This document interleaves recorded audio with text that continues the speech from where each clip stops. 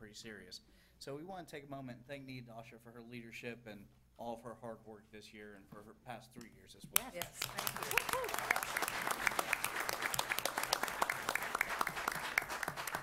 With her leadership, she has recruited clubs such as the Police Athletic League, Rotaract, the Cocoa High School Junior Reserve Officer Training Corps, Back wrap. that one, thank you. Girl Scouts and several others.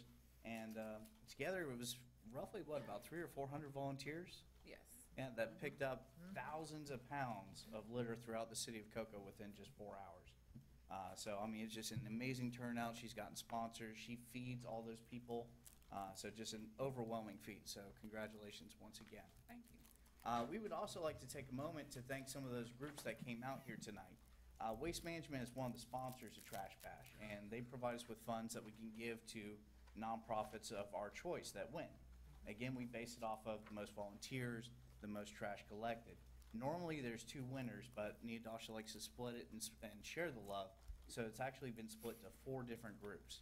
The first one that's unable to make it here tonight is the Girl Scouts Troop 7011, I believe. They were unable to make it today because they're actually meeting this evening, but wanted to make sure they were recognized for their efforts.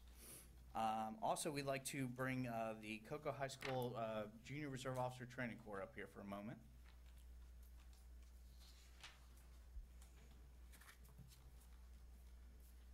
And just real quick, these cadets here represent a corps that is always very active with a lot of Keep of Our Beautiful events.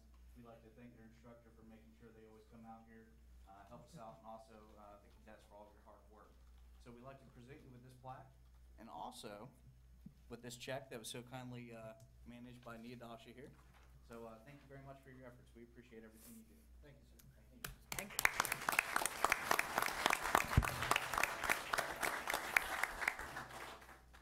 Thank you very much. All right. And then we'd also like to recognize Coco Powell, Police Athletic Lead, to come up.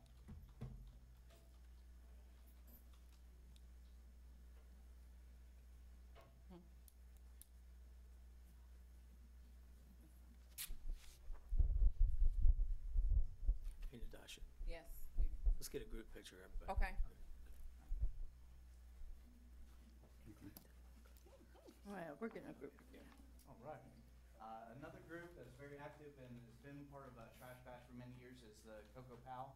So we'd like to take a moment and thank you for all of your hard work to the city of Cocoa and all of your volunteering to Keep of Our Beautiful. So thank you very much. We appreciate that.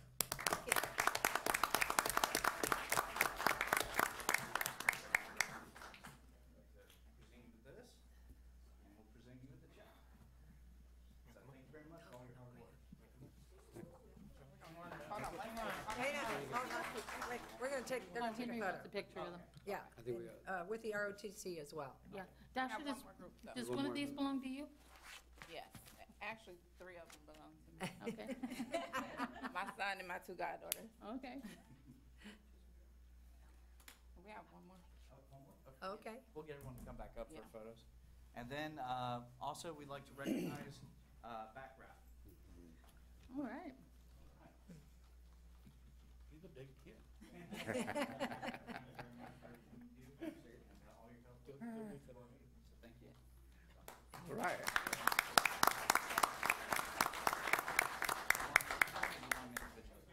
I'm going to get everyone to come on.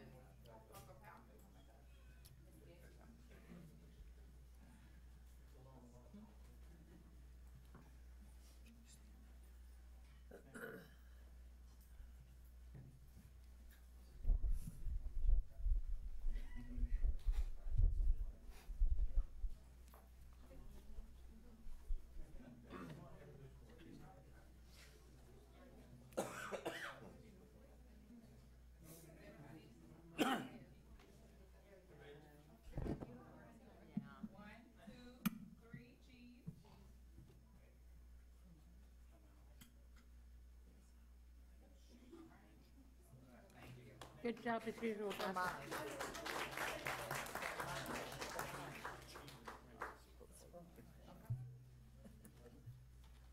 Again, we would like to thank everyone for your hard work, and we'd like to congratulate the city of Cocoa for being a 3-peat winner of Trash Bash We look forward to seeing what you do next year. I know Melbourne has said they're coming for you, so. Uh-oh. Oh, we'll I see. got it covered. Yeah. Yeah. We're not worried about Melbourne. Ooh, ooh. We got an ankle bracelet on her, she can't go out of the city.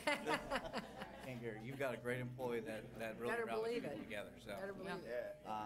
We would like to thank you very much for your support and everything you do to help keep Brevard beautiful, and another great event for the year, so thank you all very much. Thank you. Hey, Thank you. I got a question. Thank you, I got Neodasha. something to Dasha about it. Yes, dear. I forgot how many years ago, but we were so desperate to win, probably 15 years ago. I tore down a house, and we put the house in, and we won. You know? You can get those boats out there. Yeah. Yeah, let's get the boats out there. One of those boats would win. Maybe we can tear down another house, just let us know. Yeah. All right, thank you all very much. Thank you. Yeah, see you later. Thank you. All right. John?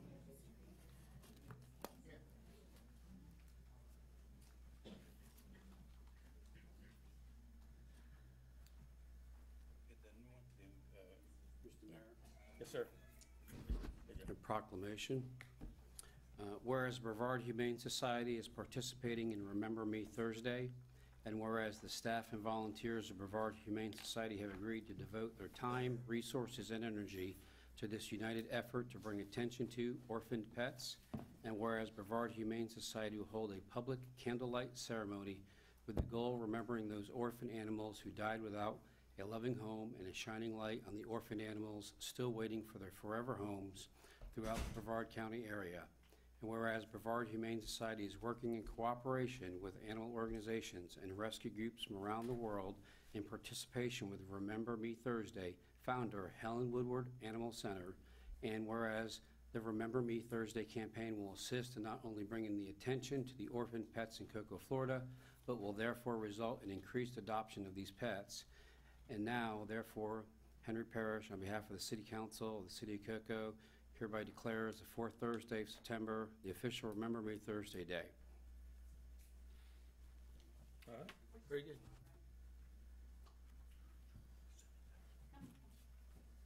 Yep. Yep. I know what you were saying. Want to get a pic? You can take a picture with Yeah. Somebody has to take a picture with us. Sorry, man, we're working.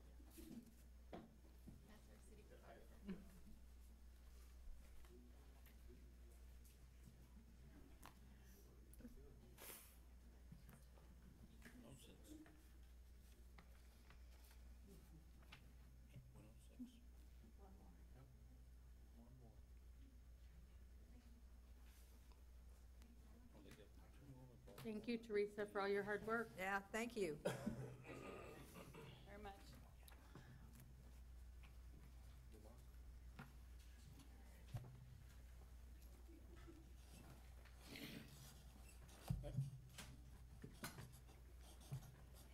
Okay, we've got delegations. Reverend J.B. Dennis.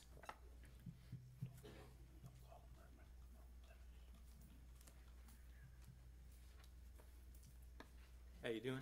All right, that's great. Good.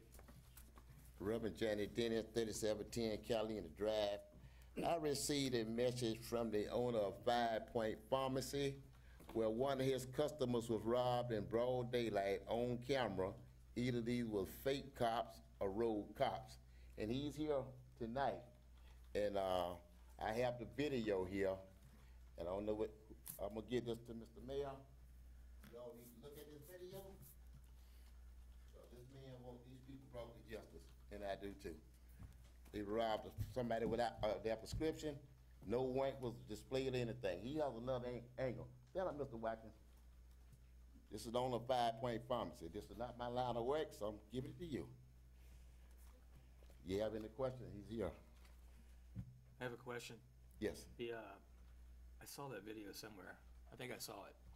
And those were fake cops? Yeah. Pulling up there? Come on up.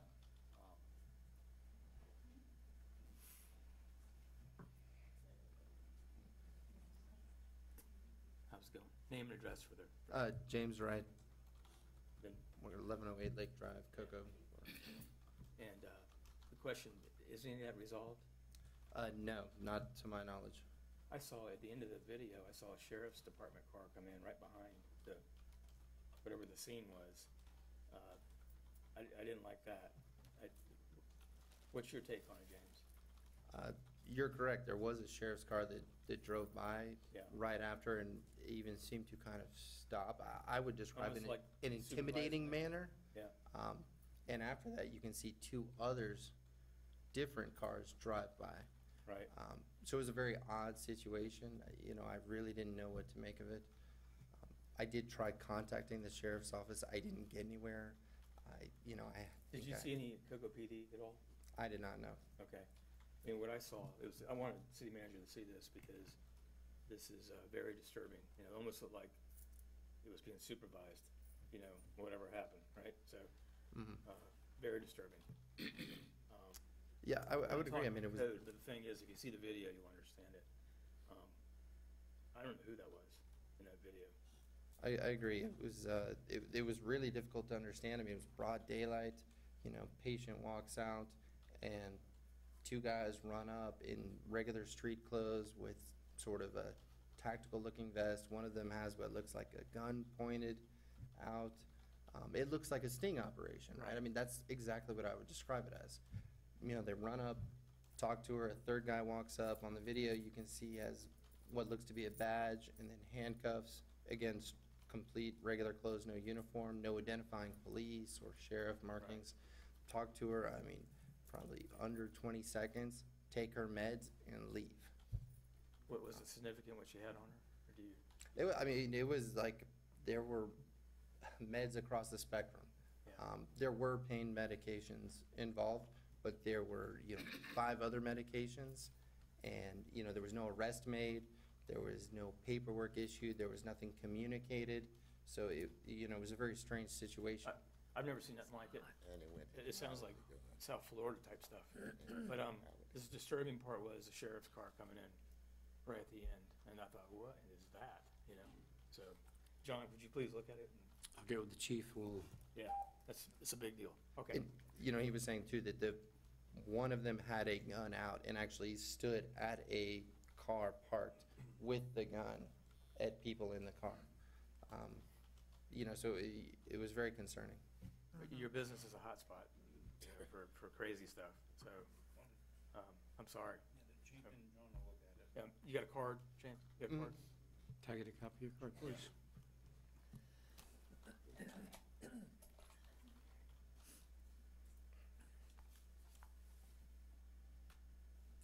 And the chief will Brett, give you thank one you. of his, if you can, the chief will give you a card as well. Yeah.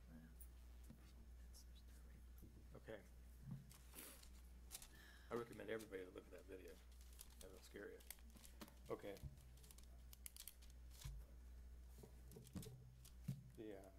Teresa Clifton. Teresa, you want to talk? 3 minutes.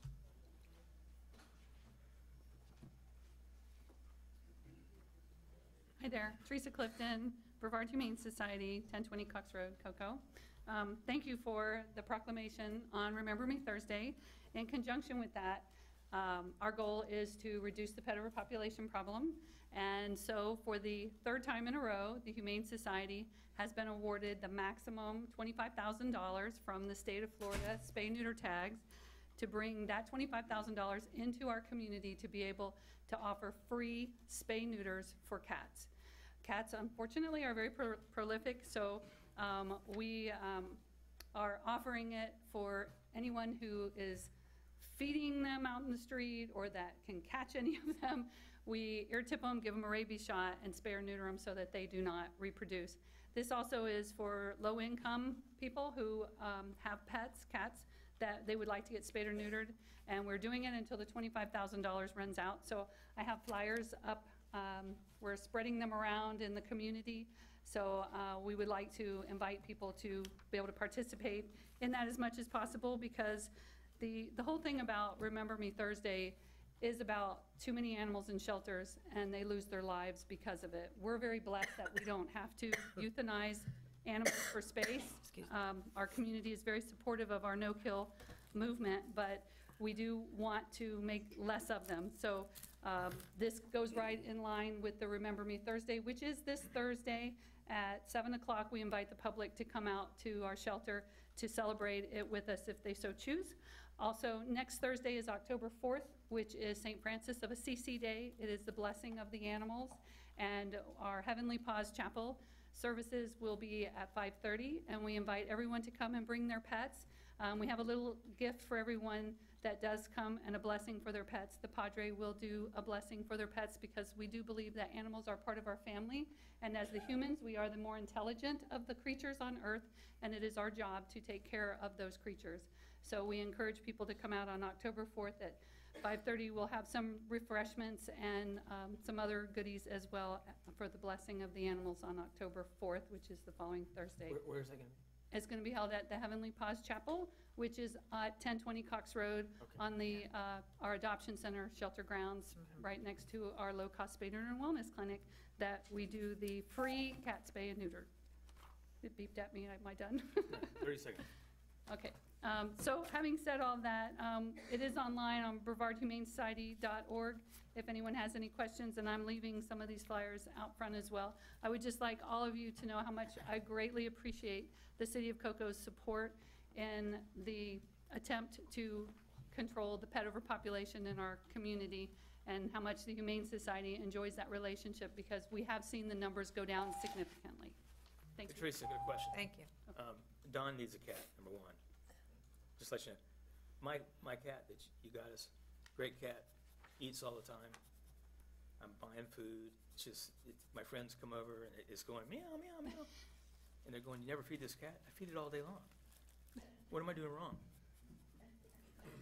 The cat's just, Hopefully you're not letting your friends give your cat more food, because just like people, you know, we get a little happy and we get a little extra weight, and animals get overweight too, so they should only get fed once or twice a day. cats And- maintain him, cat he eats a lot, you know? Yeah, don't let your friends overfeed them and make them fat. Okay, I'll take that. And I can get every one of you a cat, and I can get you 2 cats or 3. I've got Don- lots of them at our Don needs shelter. two. I'm a dog man.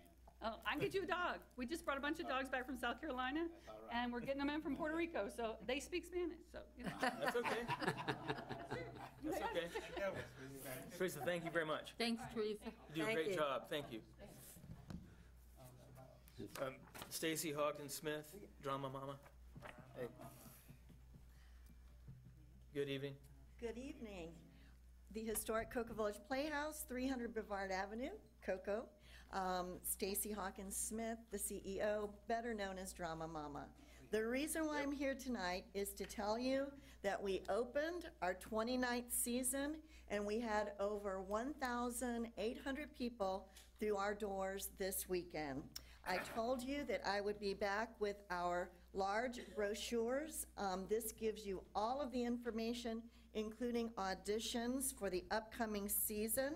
And The Little Mermaid is our opening show. So these give you the dates and times of The Little Mermaid. Now, this show is not just for children, as Teresa Clifton will attest. She was here this weekend.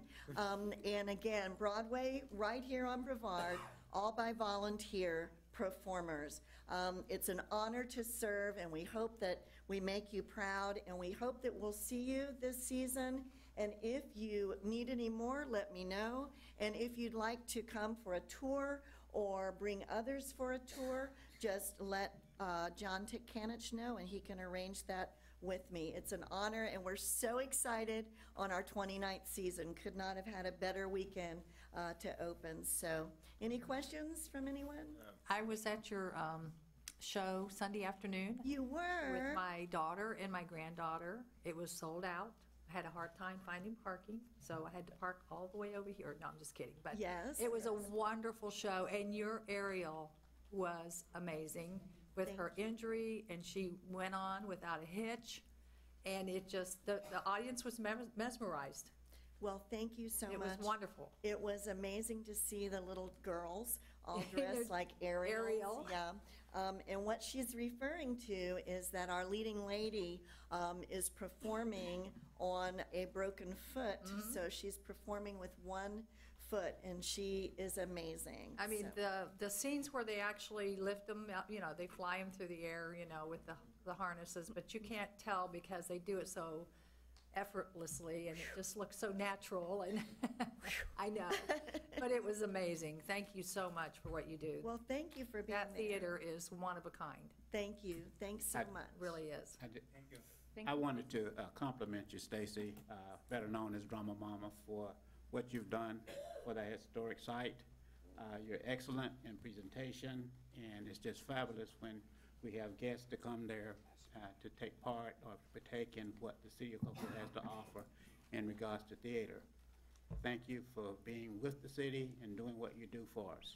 Well, you are welcome, and it's our honor. I can speak for the whole team, and right now, we have our Stars of Tomorrow Youth auditioning right at this moment, so I'm going to rush back there and look at all the great talent in our community. Help Yeah. spread the word about the auditions. We'd like new people in this year, too, so thank you. Thank Thank you. you very much. Yeah, Stacy. thoroughly enjoyed it. Excellent. All right, so move on to consent. I make a motion that we approve the consent agenda as read. Second. All in favor? Aye. Aye. Any opposed? Okay. All right, so, go to council business. Who's gonna handle this, John? Gail? Okay, yep. Hello, Mayor, Council, how are you? Good. Gail Van Tugen, Leisure Services Manager for the City of Cocoa. I actually have two things I want to bring to council. The one is the revision, the 2018 revisions and update requests for street closures. I have, the revisions I have, Christ Central Church, their annual fall festival, they would like to move the date from Saturday, October 27th, which is our date for our fall festival. They asked to move that to November 3rd, which is the next weekend. The second one, I wanted to adjust the date, the time we had for this year's Mardi Gras. On February 17th, we normally use a one-day street closure, but I wanted to just revise it because that opens up some additional times allowable for street closures. So I went from one full day to a half a day on that one. And then the other one I needed to adjust off was the HCVA Fall Car Show, which was supposed to be Saturday, September 15th. That one was actually canceled. So that actually gave us back a full day on a street closure. Okay, those are the revisions that I have. And I think I need to do them separately because I've got the other one. Okay? Thank you. You just stay there, Go ahead and, though. The next item's hers as well. yeah. You want to next- vote on this one separately? Motion to approve. Second. Second. All in favor? Aye. Any opposed? Okay. Number two. Okay, number two, I have a new event that we're hoping to make it more than one time in the coming years. This one is with Upcycled Restoration Company. They are located in South Cocoa Village area, and they are an occasional sales marketplace business. They have a periodic 3-day event, and they are wanting to do a 1-day street closure on Saturday, October 13th, from 8 a.m. to 5. The closure would be at Rosa L. Jones east of Florida Avenue between the Upcycled Restoration Company and Jazzy Style Salon, driveway to the Derby Street traffic circle, stopping at the intersection of John Guerin. I actually enclosed, when I did the agenda item, a footprint of the event. I also made a couple shots of the footprint, and then I also included roadways that would be alternate routes around the proposed street closure area. So, and I have some representatives from there. If you have any questions kind of about what their event is, they'd be more than happy to also Yeah. answer those. Yeah, please. Yep, go ahead. Come on.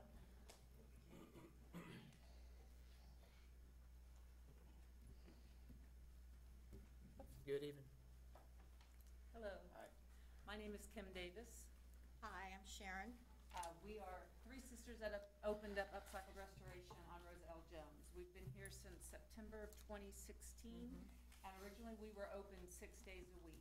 Starting June of this year, we decided to do what we call special events. It's kind of the latest phase or fad in this kind of store.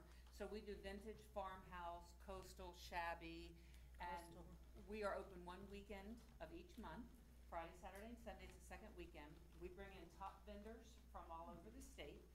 Right now, we've had vendors from Hope Sound, Stewart, Mount Dora, Tampa area, Orlando. We've had customers come all the way up from Miami to see our shows. So what we are doing in October, we have rented the Women's Community Center next to us. So we will have vendors in our store, and we'll have vendors inside the Women's Center and then vendors outside. And we've got food trucks that we want to put out, and that's why we're asking for the street closures. It's a great idea, that's great. Yeah, we're the only one in this area. There are a few that do this on the West Coast, I mean Tampa, that kind of area.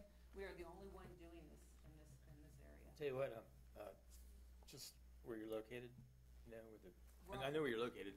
What I'm saying is that south end is gonna explode. I mean, there's a lot of stuff going on, so. And we're expecting probably, what, 3,000 to 5,000 people to bring in. Wow. That's great, yeah. So trying to bring it up, and then, you know, eventually we'll do things with restaurants and stuff to see if they can get discounts and just involve the whole village. But right now, we're just trying to get that south end. Yeah, we're hoping to do this like 2 or 3 times a year. Because the store will be open at 3 days, and then this one where we're renting the building next door will be just the one day, the Saturday. Good. Okay. Okay. Very good. Thank you. Yeah. Okay, thank I'll you. make a motion then. That's great news. Make a motion that we approve it, all of the requested, space, and, let's get it going. Yeah, perfect. And Second. come down, we're gonna have That Be Good Barbecue, and we're gonna have Dutchman's Hot Dogs in Orlando as well. I'm coming. Okay, Just been a second. Appreciate it. Thank Okay, you. all in favor? Aye. Any opposed? great Very idea. good. I have Thank you. flyers if anybody would like. Yeah. Yes, please. Thank you. Big deal, yeah.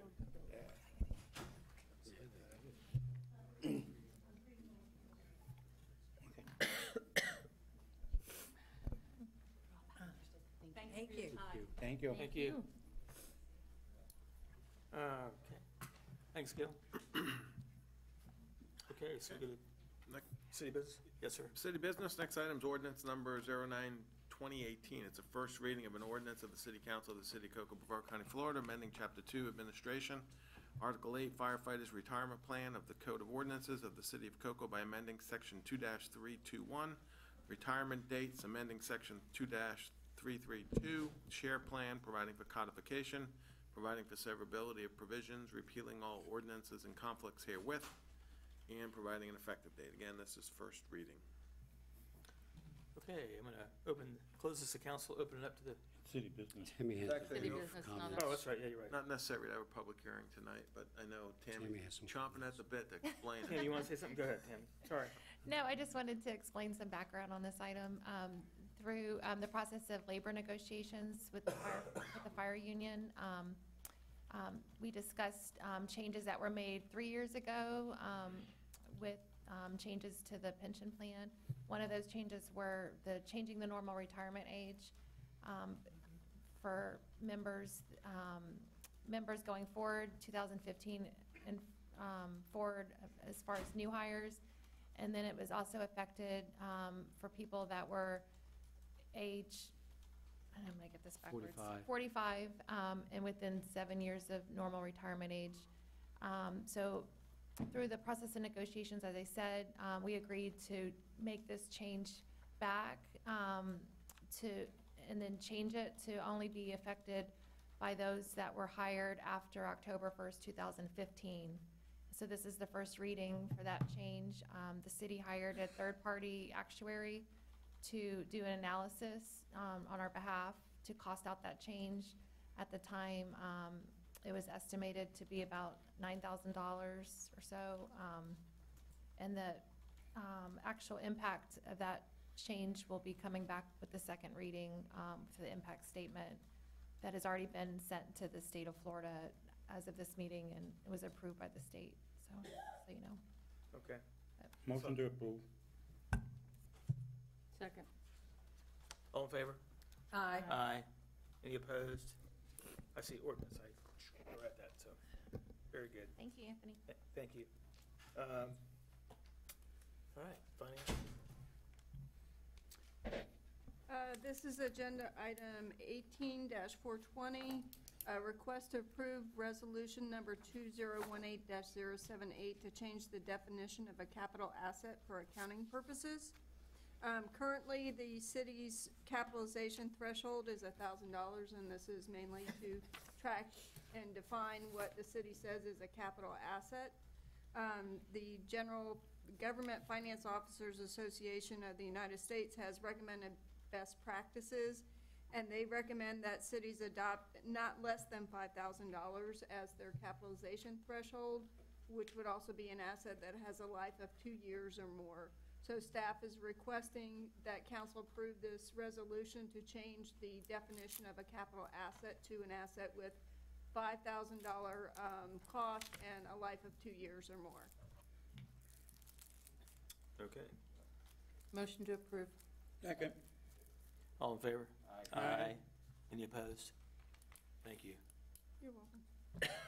The next item is a request to approve a resolution number 2018-080 to establish a working capital reserve policy for the water and sewer utility fund. Recently, with the bond issuances, there was an amending resolution that was included that City Council adopted as part of those resolutions pertaining to the bond issuance. And included in that was a definition of a working capital reserve. So this item seeks to establish officially what that definition is as a working capital reserve to put aside some portion of the fund equity in the water and sewer utility fund. This would be the indication of a liquid portion of the enterprise fund's equity. And I would like to point out that it does apply to the water and sewer utility fund only. It is a buffer for meeting any kind of financial obligations or mitigate anything unknown. So for example, the hurricanes, this sets aside some of the fund equity for emergency purposes. So staff is requesting that council approve resolution 2018-080 to establish a working capital reserve policy for the water and sewer utility fund. Okay. Motion to approve. Second. All in favor? Aye. Any opposed? Okay. Very good, thank you. All right. Okay, next one's mine. This is requesting approval of the 3-year contract between the City of Cocoa and the Central Florida Police Benevolent Association, or PBA, for the contract term of October 1st, 2018 through September 30th, 2021. And just some highlights over this contract. We started negotiations in May, so we negotiated this for several months. We agreed with the city manager's help to offer a 3-year contract with wage increases of 3% every year for 3 years, among other changes in the contract. And we also had made another change to the pension plan, which was brought back in a previous meeting with changing the holiday pay as pensionable. That was executed at the September 11th council meeting. So I'm happy to answer any questions that you might have. What was the vote on that, Tammy? Oh, I'm sorry. Yes, when the agenda item was written, the vote wasn't available yet. They voted this past Wednesday on the 19th. They held the vote all afternoon to cover all 3 shifts on a Wednesday, and the vote was 46-2. Thank you. Make a motion to approve. Second. All in favor? Aye. Any opposed? Very good, we're happy. Everybody's happy, good. Thank you for getting that done so, and Mr. City Manager for getting it done so quickly. Never had consecutive, Yeah. John, right, contracts? How's that going? I think police has. Police has? Police has. Okay, all right. Still good, though, that's good.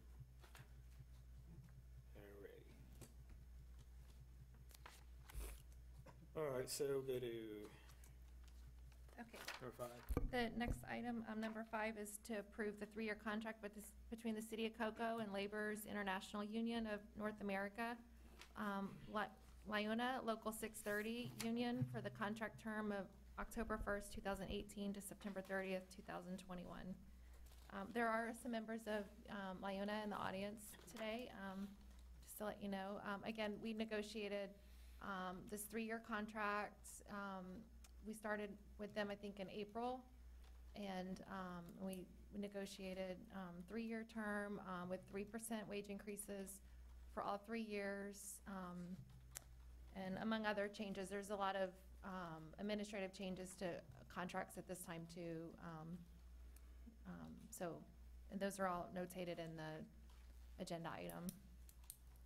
So if you have any questions, I'd be happy to answer them or provide it.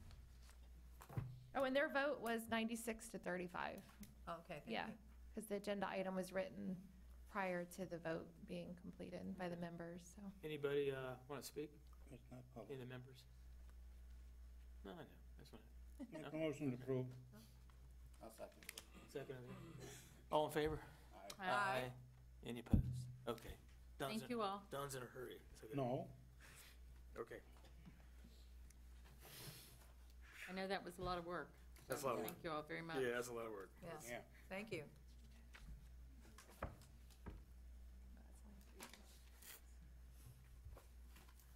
All right, so, Tammy again? yeah. Yeah, Tammy? okay, and this is it. Well, actually, I think I have one more after this, but this is item number 6, requesting authorize a change order to Carrie TC PO 71143 for fiscal year 2018 in the amount of $88,618. Authorize the city manager to approve any necessary change orders for the fiscal year 2019 budget not to exceed $50,000 per fund in general fund, department, water, sewer, and stormwater funds. And just a little background on this, the original agenda item that got brought to council in 2016, it was realized that the budgetary impact wasn't spelled out for the future fiscal years of the multi-year contract. So part of this agenda item is to correct that, to properly bring it back to city council, outlining what the budgetary impact is for the future years. There's only one more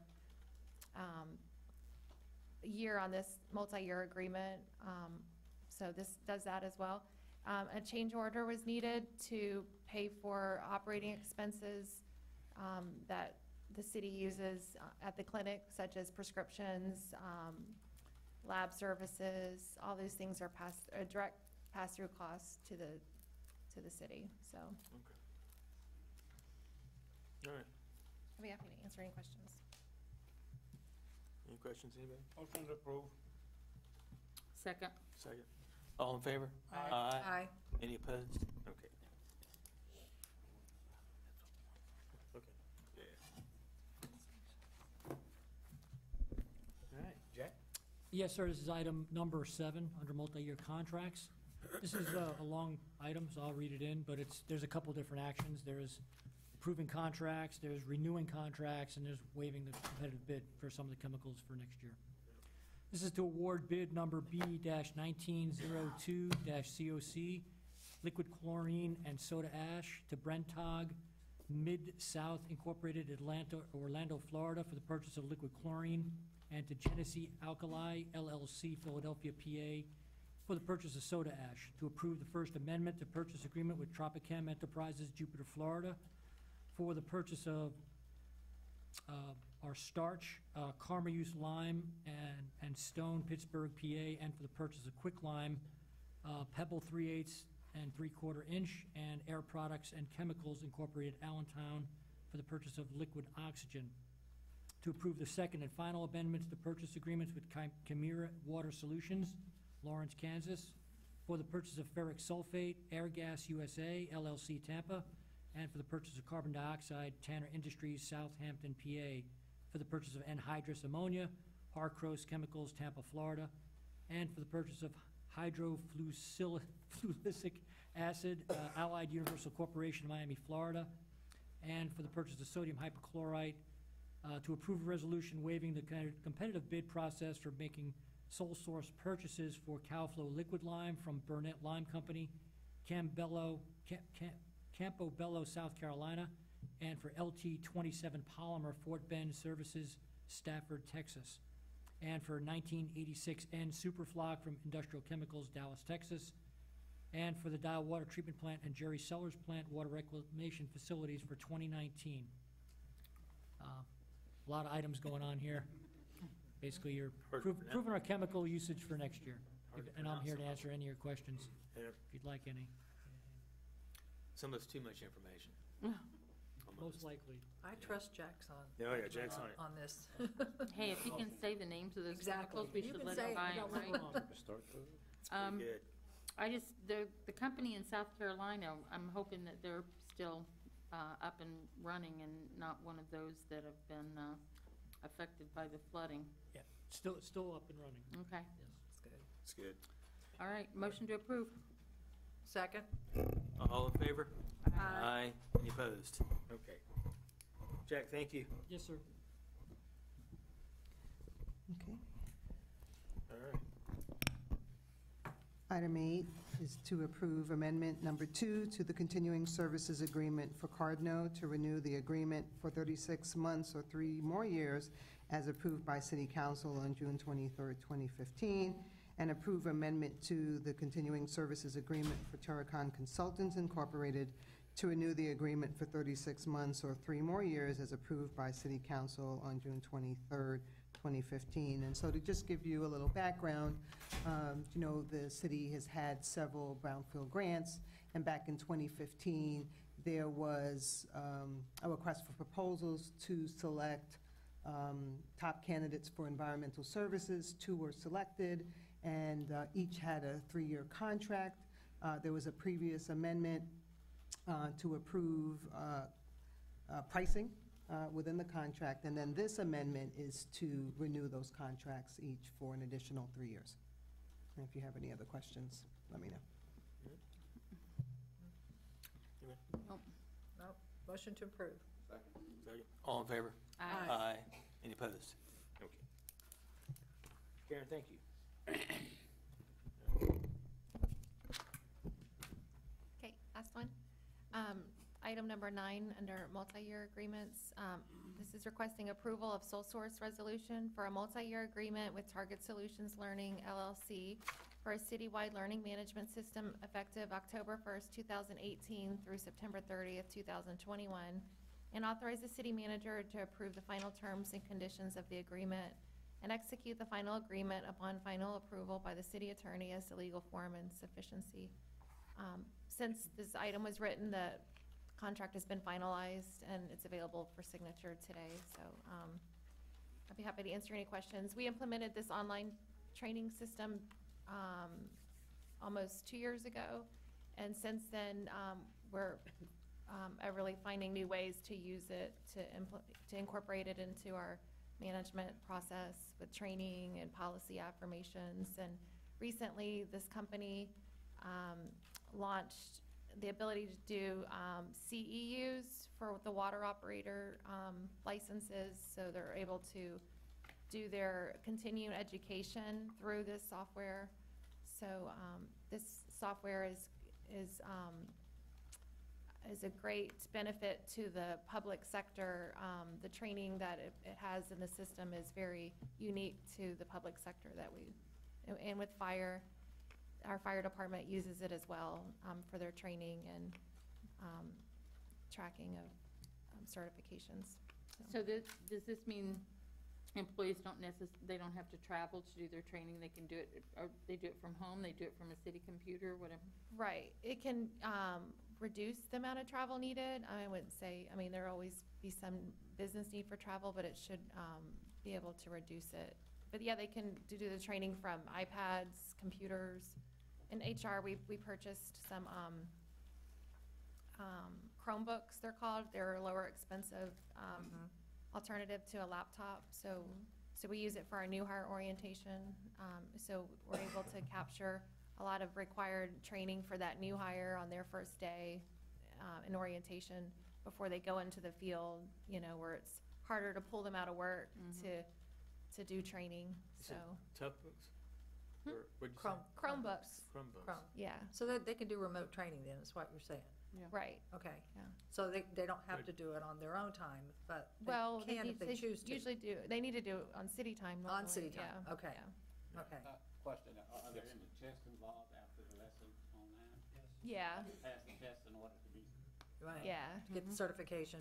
wow. Yeah, and we also use it to track training that we do in person as well. So, like, for What- example, our, I'm sorry, What happens if that person can't pass the test after reviewing it 3 or 4 times? they would be required to take they could review the course material again and then take the, Still fails it, then what? I'm not sure what the system would do. I think it would mark them as failed, because there's usually a minimum passing score that they have to take. And Now, then- sometimes it's just a acknowledgement that they took it, so it just depends on the course. There's thousands of different courses that are available. There's a few that we require as a new hire for every employee, and then we have also a separate program for supervisors as well. I mean, wouldn't that be a condition of employment? As it relates to CEUs and required, licensors, the department directors and their managers would work with those employees to provide, maybe more hands-on remedial training Right. to assist those employees. Tammy, is this the system that's also doing like the IT training?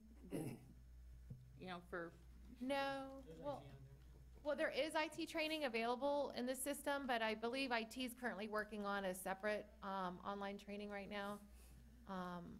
But I don't think they're using this. Yeah, for your system. recent But I could security check. training, Yeah. it's It's a separate a system? program called Know Before. okay.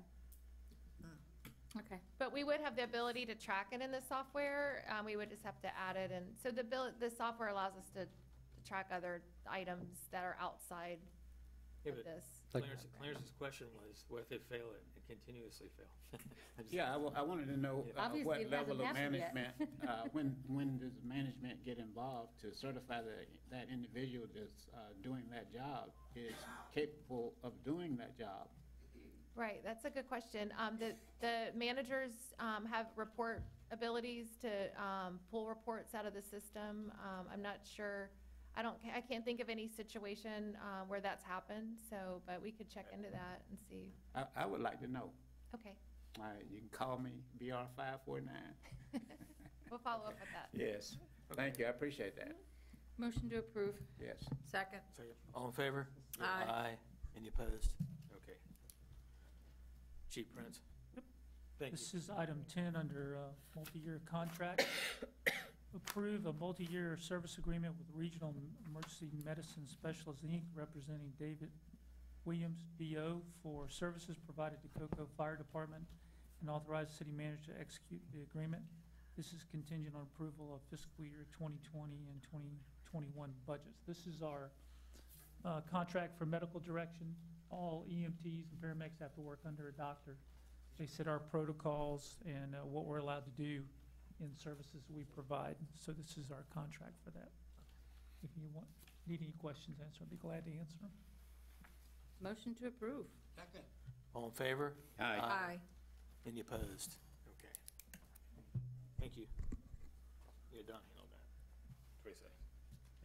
Okay, anybody from advisory board or committee like to speak? That's in the audience? No? All right. Of course, I always start with Ed.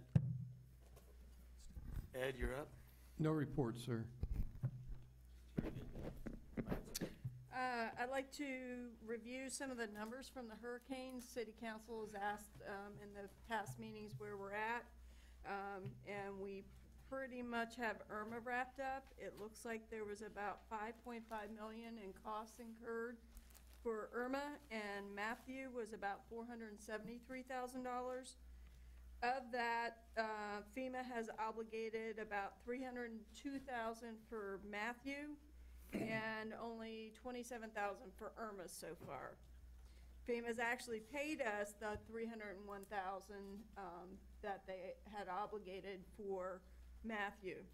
So Matthew still has about $100,000 outstanding that staff is still going back and forth with FEMA on, and Irma, we're still looking at about $4.2 million to be reimbursed from FEMA. Looking at the city's costs, for Matthew, if we get fully reimbursed for everything, it looks like it'll be about $50,000 for Matthew that the city will bear the cost, and for Irma, roughly $322,000. And that's all dependent on what FEMA approves and what the state approves, and there are some of those project worksheets that staff is still going back and forth with FEMA, fighting, trying to get the money obligated and approved. Wow. Yeah. So Irma's 4.1? Yes, there was a substantial portion of that is Lee Winter Park out there. Yeah, wow.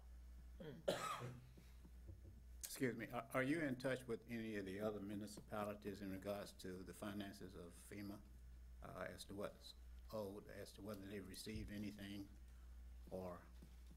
I haven't spoken to anyone recently, but I know that FEMA is starting to push the projects through and get them approved, but then it also requires a state review, and so the money kind of gets held up. So there are some municipalities that have started receiving money, but not that they've all been totally paid for all their damages they've incurred. Thank you. I do know this is an issue that the league reached out and we provided information to, because it's an issue statewide in terms of the timeliness and the responsiveness of the reimbursements. Aren't we here in like 5, 6, 7 years in some cases? Some Could be. There are some, yes. We've heard, I mean, we've not experienced that, but I mean, like, we're close with Matthew, and the fact that we have Irma pretty much mostly obligated, but they don't close them out for several years. And also, I would like to point out too that the state is doing something different with Irma, and at the next council meeting, you'll be presented with a contract that now the state wants all the municipalities and counties to approve a contract with them that basically says that we've understand all the grant, because this is a grant, all the grant conditions. And what will happen is we'll go forward with this first contract, and then with each one of the project worksheets, which is the different areas of the claim, then the state will do an addendum to the contract. And when you get the contract at the next meeting for approval, we'll be requesting that either the finance director or the city manager are able to approve the future amendments to the contract, and then at the end, they'll come back with what the total cost was that was approved. So that's a new thing because of the way that they're working right now. Right. Well, okay. That's all. Thank you. You're welcome. Chief Canlip? No report, sir. Okay. Chief Prince? No report. No report. Jack, anything? No, sir, not tonight. Okay. Tammy? No report. Okay. Want to say anything, Carrie? No? Okay. Went up there with Carrie, no. Carrie. No report, Carrie? She's tired. Nothing. Super Attorney, what do you got? Nothing? Okay. Assistant City Manager Matt, what do you got? I do have a couple of items. One of interest to the council is State Road 520 east of US 1 to the Causeway. Sometime back, we received information from FDOT that they were going to be conducting the design work for a resurfacing project in the eastbound lane only. And so Ed had inquired with them as far as the recommendations from the 2016 corridor study that they conducted that essentially followed our 2013 study that had a number of recommendations regarding safety through that corridor. Right. And, you know, essentially asking them, you know, if you're doing the resurfacing of the eastbound lanes, are you incorporating any of the safety improvements? And essentially they said, well, you know, we can look at it. And so the other question is, well, why wouldn't you look at the westbound lane as well? And so we reached out to them, organized a meeting in DeLand.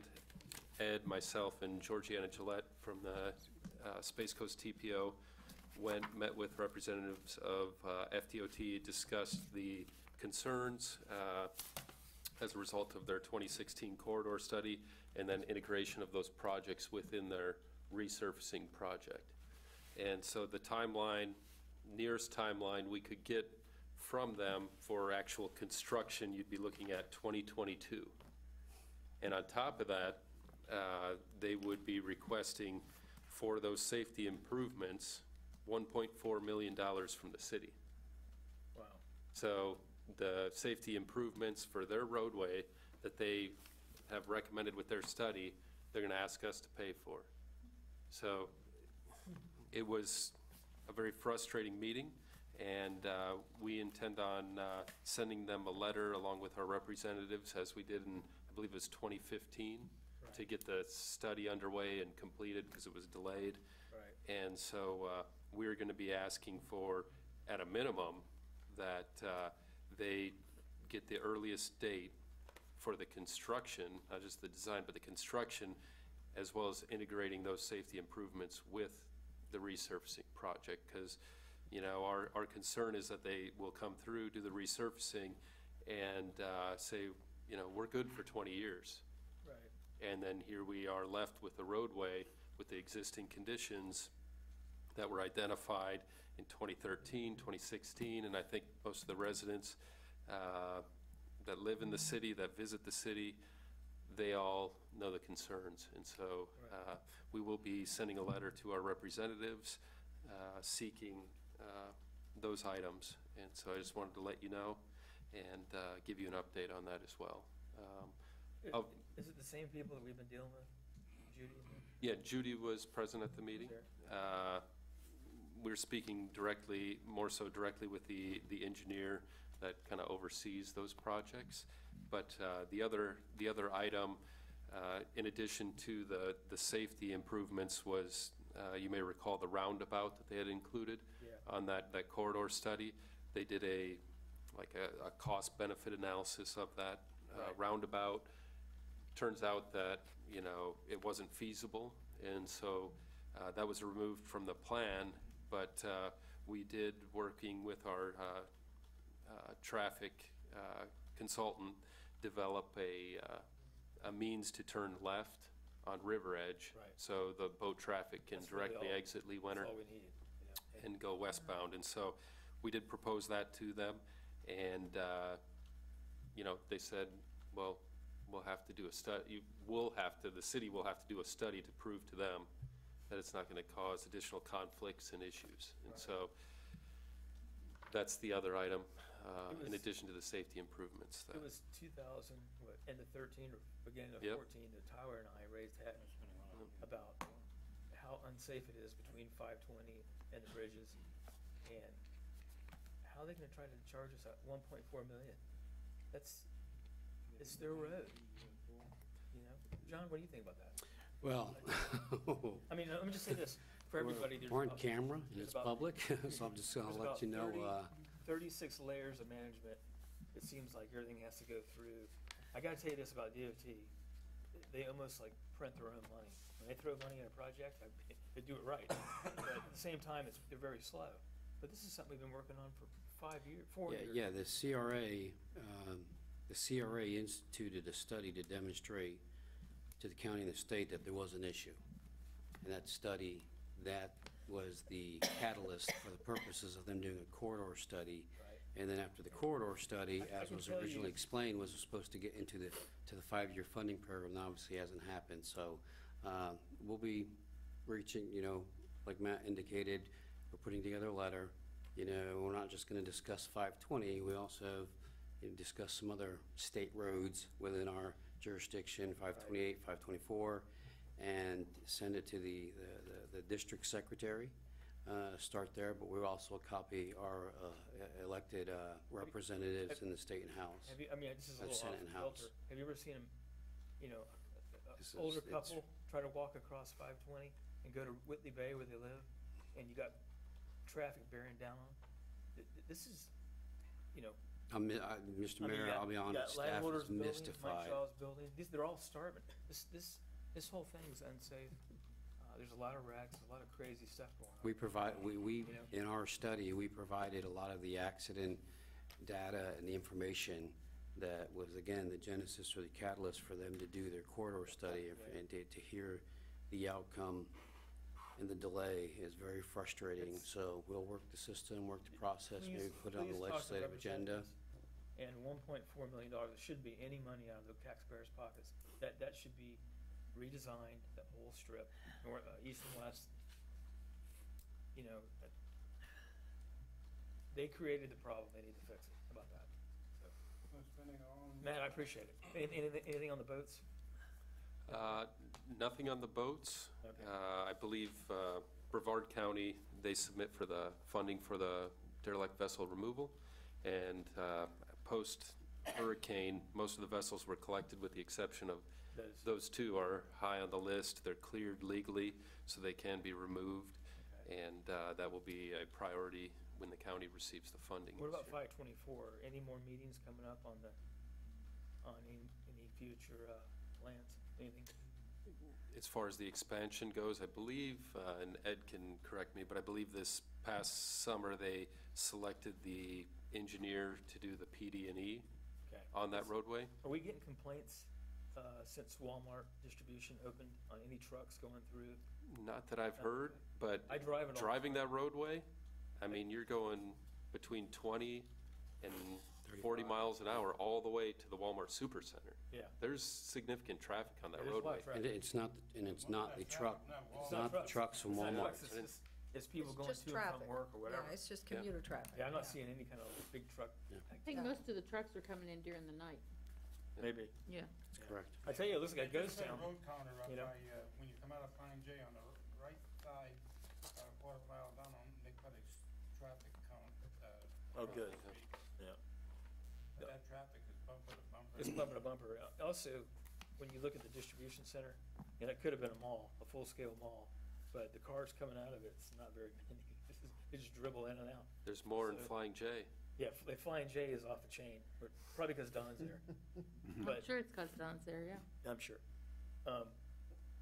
Anything else going on? Just one other item.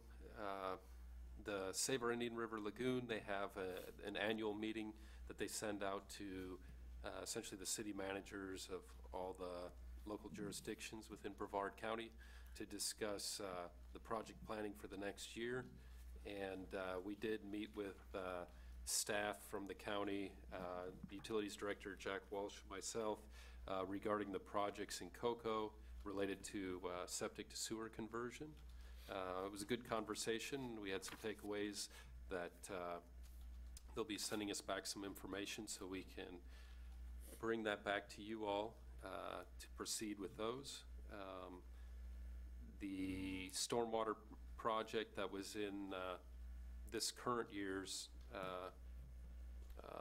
work schedule has been completed. We should be receiving, I saw they sent over the contract for the reimbursement on that. There may be an additional reimbursement in their next program year because the credits or the reduction in nutrients was a little bit higher than what we had originally submitted and thought. There's a little bit better technology. And then the last item is we may have a new project in our area. Ed, myself, we met with members of the Brevard Zoo. We reached out to them post-hurricane to get them involved early with shoreline stabilization to ensure that whatever we did there wouldn't impact, the ability for any of the natural shorelines or natural filtering to occur, as well as not impact the boating community. And so we met with them out there on site to kind of gather a scope of a project that could be undertaken along Lee Wenner as well as the bulkhead there at Riverfront Park. So potentially this year, but maybe next year is when they would complete that. So. All right, good. Anything else? That's really it. Very good. Mr. City Manager? A couple items, Mr. Mayor, members of council. One, just remind everybody, tomorrow's Dad's Take Your Child to School Day. Cambridge Elementary is having an event. If you haven't RSVP'd, or you're certainly invited. In the morning, I will be with my child tomorrow morning, my son. Great. Saturday, There's the third annual Space Coast Public Service Awards. A number of our, we have, I think, 2 of our police officers receiving an award, being recognized.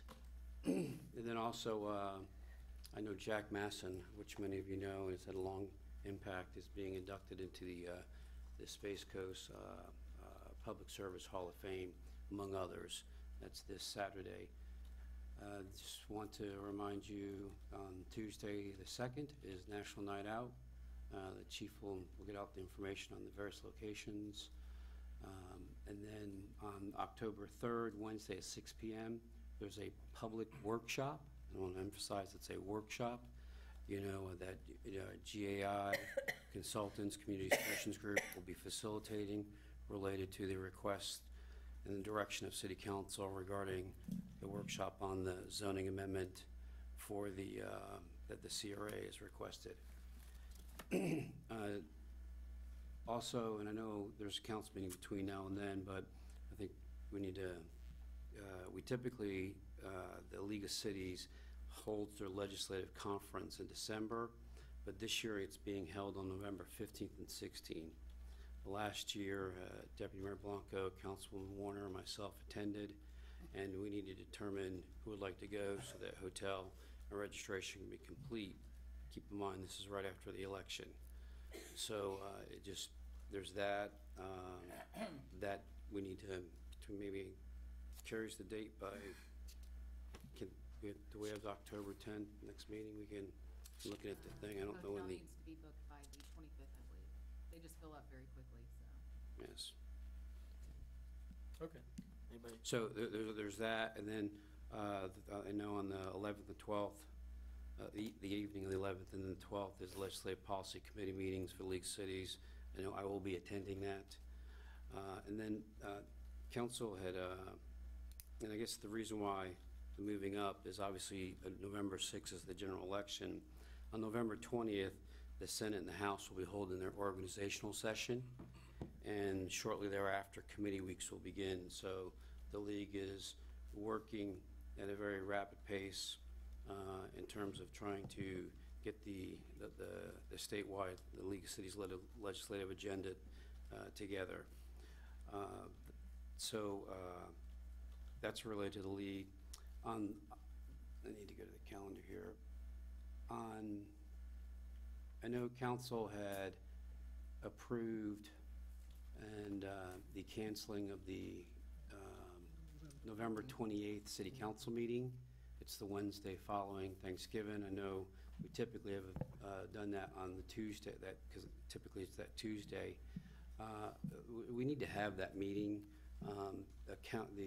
Our finance, we close those books on the 31st, and in order to make the adjustments that we need to make, the agenda item would be due that day, and that would be pretty massive, if you will, to try to get the financial information done in one day in terms of converting it to an agenda item, and then so it would be ready for the 14th meeting. And it just, you're talking about a year's worth of transactions. And so we actually need to, ask council to cancel the canceling of the November 28th meeting. Need a motion for that? I think we do, because I think you did by motion cancel it. Okay, I'll make a motion that we reinstate the November 28th meeting. Okay. And then please get with us on the Somebody needs to the second. League. Oh, sorry. Need the motion. Sorry, my We apologies. need a second. Second, okay, all in favor? Aye. Any opposed? Okay. It's reinstated. So, and get with follow up with the clerk, on city clerk or myself with regard to the League of Cities, both the Legislative Policy Committee meetings and then the subsequent annual legislative conference. John? Yes. There was also the FRA conference, October 24th through the 26th. Did you want to see if there's any members that want to go to that? I am not. Actually, we don't, we've, council, the CRAs have budgeted for those. Okay. So the CRAs pay for the members to go versus city council. Okay. So, Very good, thank you. So we'll make, I mean, I know they've followed up, we'll make sure they get with the next Sierra meeting, to make sure that they have who is attending. Okay. And that's all I have. Thank you, council. Very Appreciate good. it. Thanks, John. Mr. Whipple? Yes, just two items. One, Dolores McLaughlin, I'm happy that she's with us for another year with the children at Alliance for Neighborhood Restoration. At the board meeting, she was approved for another year. So kudos to Dolores and the children that she serves in our community. And true congratulations to her and her staff. Also, Stone Street is looking good. I'm very happy with the results of the work that's going on in that area. Kudos to you, Mr. Wheatgriff, and your staff for a job well done. Waiting to see the end of it, waiting to cut the ribbon. So I'm told that the meeting last week with the board that we're going to try to do the ribbon cutting prior to November. So that's all I have, Mr. Mayor. That's awesome. That's good. Good, thank you, Mr. Whipple. Brenda? No report, Mr. Mayor. Don's not gonna like that, or he might like that, so. She's not reporting. Okay. I'd just like to say a couple of things. There's,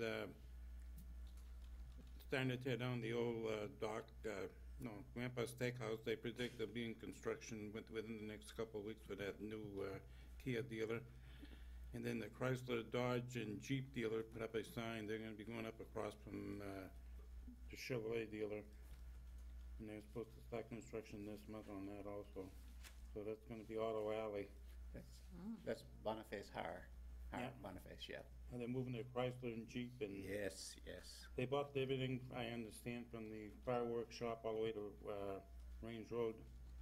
Wow. So Awesome, really. we're really moving along, and we wish we had more space on 524 as far as 4-lane highway.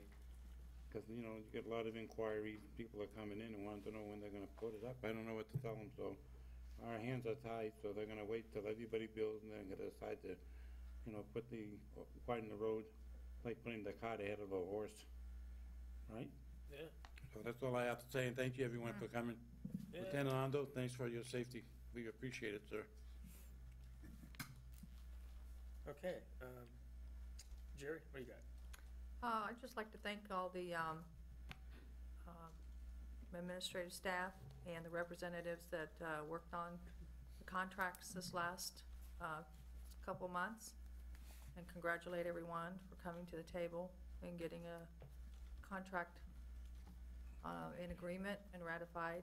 So I know there was a lot of hard work and negotiations that goes into that, a lot of time and effort. So I just want to thank everyone for their part. And I look forward to working with everyone again in the coming year. So that's it, Mr. Mayor. Excellent, okay. I guess quick thing is, Ed, Stone Street, when is it gonna be completed? Any idea? It'll be substantially complete by the 30th. The punch list items will be the pavement markings at the diamonds in the square at the intersections of Blake and Washington. But it'll be substantially complete by the end of this month. Oh, that's excellent, okay. I guess, when was Fisk starting, do you know? What hand do you have in Well, that? Fisk, remember we had put in for the hazard mitigation grant, and I had, let council know that that grant does not allow work to be started before the grant is awarded. So we're waiting to get a little feedback from, again, FEMA. Right. On the status of that grant before we go ahead with that project. Okay. And so far, they've let us know they've received the application. So. Gotcha. And I got a question. I haven't driven down to McFarland Park for at least a month or so. How's that coming along? Have we done anything in there, cleaned it up? On McFarland Park? Well, that's a county-maintained park. Oh, I didn't know that. Yeah. So it's the city owns it, but city the owns county it. maintains it for us Okay. with our. Well, I know the docks were wiped out, right? Yes, they were All that, damaged so- from the hurricane. Okay. There'll be an agenda item coming For that. shortly related to McFarland Park. Okay, okay. Not about rebuilding of the docks, about ownership and things of that nature. Yeah, I got you. Okay. Well, that's good. Good news. All right, then I happened to be, I saw the chief. We walked Lee Winter Park and the boardwalk. It runs underneath the bridges and goes to the north side, the Whitley Bay area. And it's a beautiful walk. Really no complaints. I mean, I don't know if we need to add some lights on the north side or not. I talked to John about it, but if anybody gets a chance to go down there and look at all the bushes and all the, I guess, trees that were kind of out of whack, they got rid of those. Ed did, I guess, right? And look, it's very safe. The LED lights will be hooked up, and man, it kind of changes the whole thing. It's really cool. And when you drive across the bridge, you look down, you think the sidewalk's real narrow, but it's actually about 8 feet or wider. And I understand they're gonna have some runs, and they're gonna run people, underneath it. Yes, Go that's one part side. of the goal is to not block off 520 for the return of the runners. Right. They can start in a big group, but then I don't think the police department likes to close 520 to let 2 or 3 runners through at a time, so now they'll be able to finish up by going under the bridge. It should Yeah, that's greatly improve traffic on those Sunday mornings that they run the marathons. Yeah, it's a really cool Yeah, situation. it turned out really nice. It's substantially complete now also. Yeah, the Just in railings. time for us to start tearing up the shoreline.